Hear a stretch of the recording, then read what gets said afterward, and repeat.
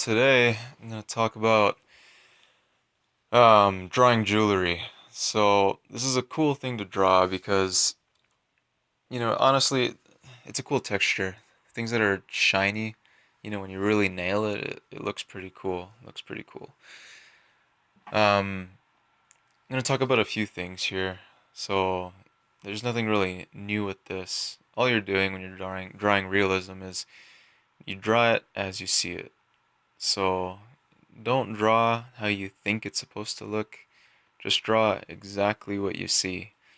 So in this drawing, what I've done is I've zoomed in quite a bit on my reference drawing, and I'm just looking super closely at where my dark values are, and as usual, I'm putting those in first.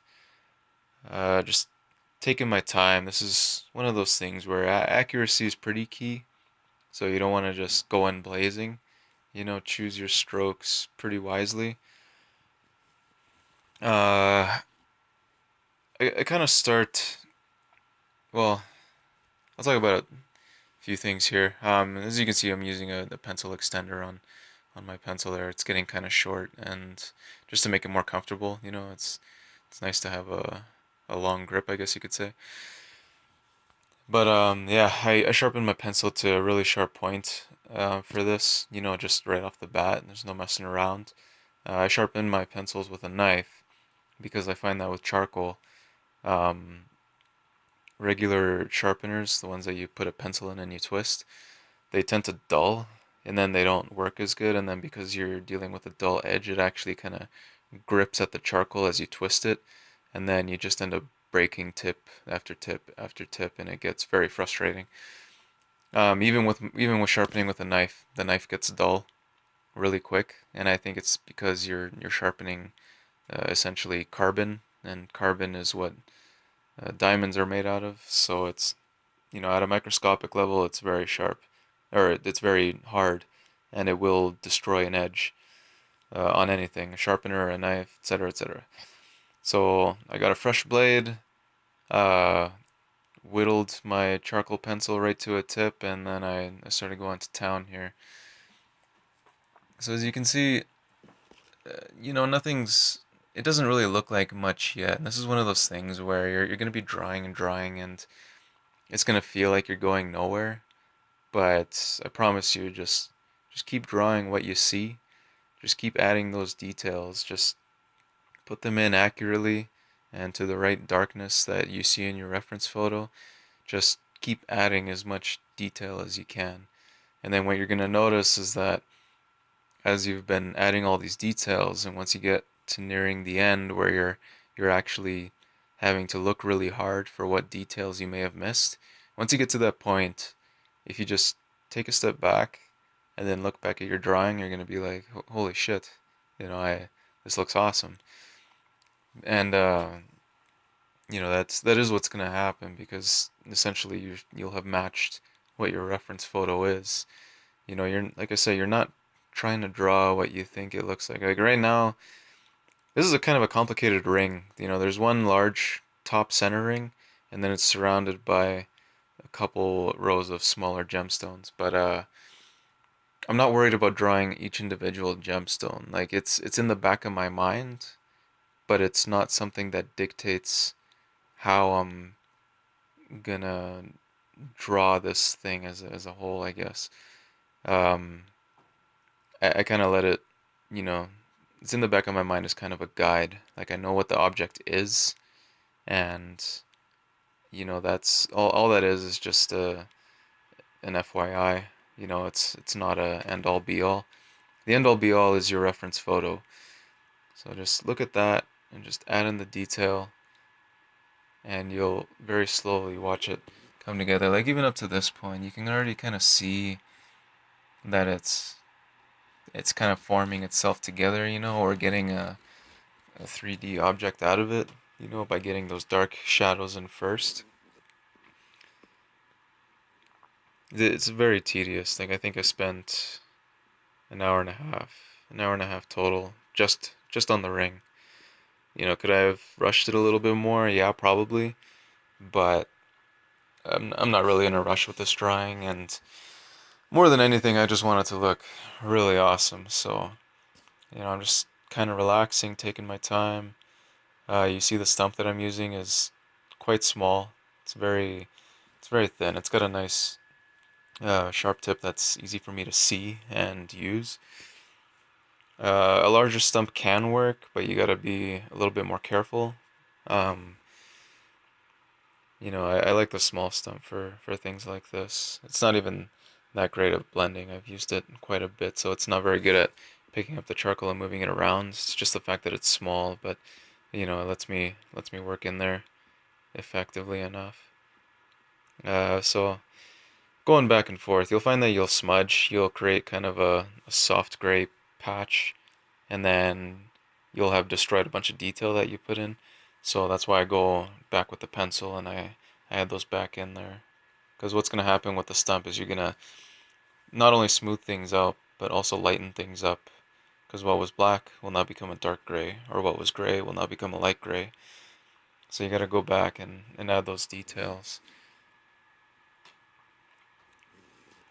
But yeah, no, it's definitely coming together. It's actually really cool for me to watch the sped up process go down because I don't get to experience this when I'm drawing. When I'm drawing, it's just I try and zone out and listen to an album or put a movie on in the background and just let it come together. I imagine I've never run a marathon before, but I've known a few people that run marathons, and when you get into those longer races, like I knew a guy who ran ultras, and he'd be training for these 100-kilometer races, and 100 kilometers, it takes hours to run, and so does the training for it.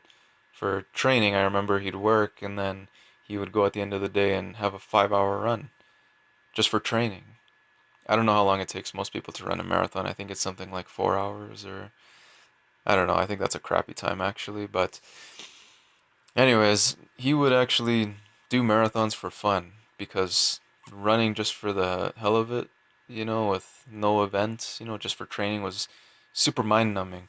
So he would register for a marathon, and some people would be there for the race. That's like their big race for the year. And for him, it was just another training session. But it was a way for him to kind of just pass the time, I guess you could say. And not that I don't enjoy drawing, like I really do. There's a lot about drawing that I enjoy, but sometimes when it comes to a very highly detailed piece like this, it can be very intricate, and it's very easy to get bored when you're stuck in the same area for a long time. So yeah, I don't know, take a break if you need to, throw on a new album, or an old album that you love, throw on a movie or listen to an audiobook. I don't know, lately I've been into audiobooks. But what I'm getting at here is that to get the result that you really want, you got to spend the time. A lot of people say they can't draw, but it's not true. They can. It's just they haven't made the conscious decision to sit down for an hour or 2 hours or more to draw something. Like I bet you most of everyone could draw this ring to the degree that I've drawn it, or better. But the only difference is that if I just grabbed a person and asked them to draw this ring to the best of their abilities, they're probably going to spend 5 minutes or 10 minutes, and then say, just pass it forward, push the paper forward, and say, this is it. This is what I can do. Or maybe they'll spend less time. And then, of course, it looks like shit, or it looks like a elementary school drawing of the ring. Well, of course it's going to. They only spent that little amount of time. But if we take that same instruction, draw this ring, but then add to it, spend an entire hour drawing this ring. When you give someone a length of time that they have to spend on it, then they're gonna nail it. They're gonna do much, much better because they'll have realized that the task isn't to just draw the ring, at whatever effort they, randomly decide to.